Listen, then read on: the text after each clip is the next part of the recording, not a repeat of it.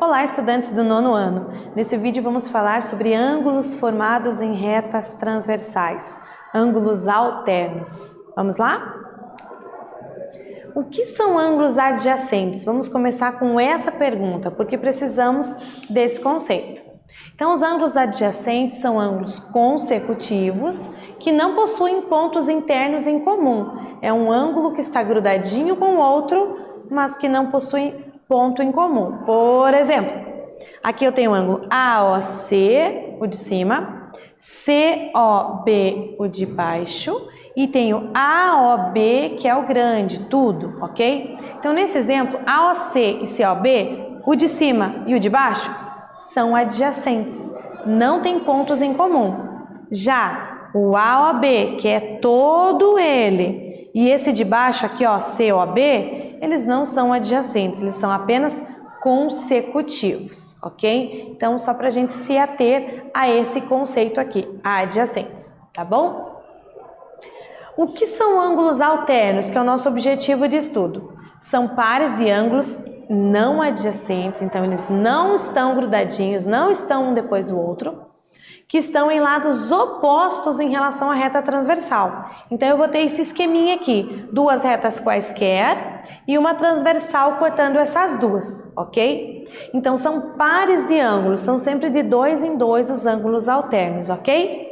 Então olha aqui, ó, esse está de um lado da reta vermelha, ó, e esse está do outro. Então eles são chamados de ângulos alternos. Uma coisa alternada está um de um lado, outro do outro, certo? E os ângulos alternos podem ser classificados em internos ou internos. O que será que é isso? Os ângulos internos, eles estarão dentro dessa faixa das retas aqui, ó, ok? Dessas retas base.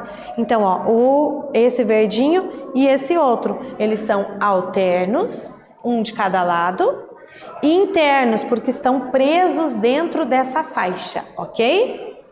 Deu para entender? E os ângulos alternos externos, então eu tenho o mesmo esquema, tenho as retas base e tenho a transversal. Eles estão um de um lado, outro do outro, ó, da reta transversal, um de um lado, outro do outro, mas ambos estão fora, ó, na parte externa dessas retas base. Essas retas azuis aqui, ó, elas estão fora, então chamado de ângulos alternos externos, ok? Porque estão para o lado de fora. Então vamos identificar aqui os ângulos alternos internos e externos nesse esqueminha aqui. Então esse esqueminha ele só está desenhado um pouco ao contrário, né? As retas bases são as vermelhas e a transversal que é essa cinza. Porque é aqui dessa transversal que um tem que estar de um lado, outro do outro.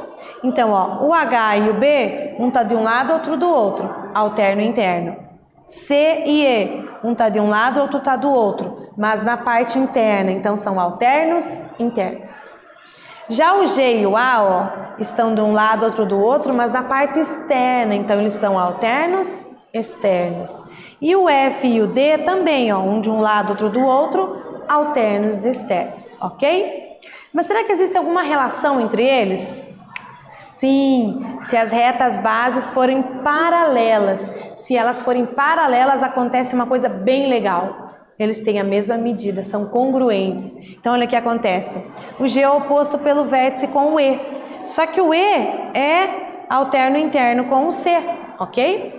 E o G também tem a mesma medida do C porque são correspondentes. Então, nós chegamos à conclusão de que os alternos internos têm a mesma medida, ó, são congruentes. Ok?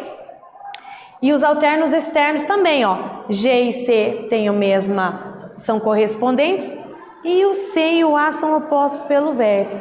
Então, tanto os ângulos alternos internos quanto os alternos externos, se forem em retas paralelas, eles terão a mesma medida, serão congruentes, ok? Olha lá, ó, nós temos os parzinhos aqui da formação deles, ó. O E é igual ao C, H igual ao B, G igual a A, F igual a D, ok? Então nós temos poucos números aqui, na verdade, quando se tem essa estrutura, ok? Nesse vídeo nós falamos sobre ângulos formados em retas paralelas e transversais. Espero que tenham gostado e até breve.